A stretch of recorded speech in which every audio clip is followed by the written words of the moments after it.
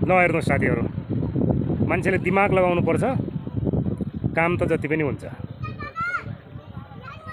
अब किन घोडा खच्चर गाडी किन चाहियो है?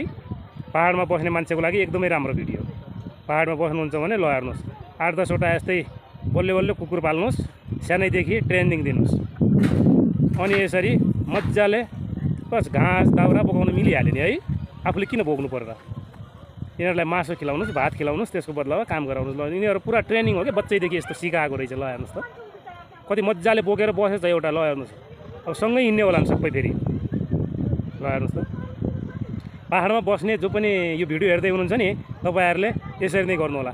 तराईतिर त पर्दैन होला, गाडी पनि जान्छ होइन, साइकलमा पनि बोक्न सकियो। तर ल हेर्नुहोस्, अब बाख्रालाई पनि यो अचम्म गरेछन् है। अब यो भिडियो चाहिँ कतातिर हो थाहा भएन, तर चाहिँ गजबको भिडियो छ। ल हेर्नुहोस्, ल बाख्रा त हिँड्यो बोकेर पनि, बोका हो बोका, फेरि बाख्रा होइन है, बोका। उसलाई त अलिक धेरै बोकाइदिएछ त होइन हो, उसले त बोकेन। ल ऊ नयाँ नयाँ हो क्या हो, होइन ऊ त नयाँ रहेछ, उसलाई थाहा छैन यसको विषयमा।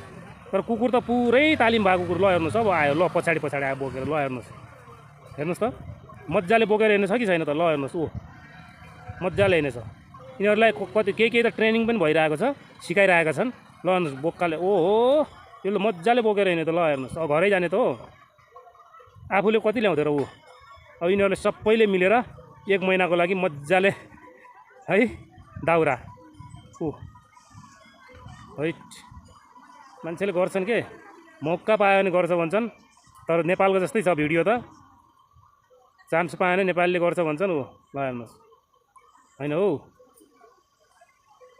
त्यो बोका त कता लड्यो क्या हो, कता अड्केर बस्छ क्या, थाक्यो बिचरा, फेरि घुम्यो। ल हेर्नुहोस् हैट।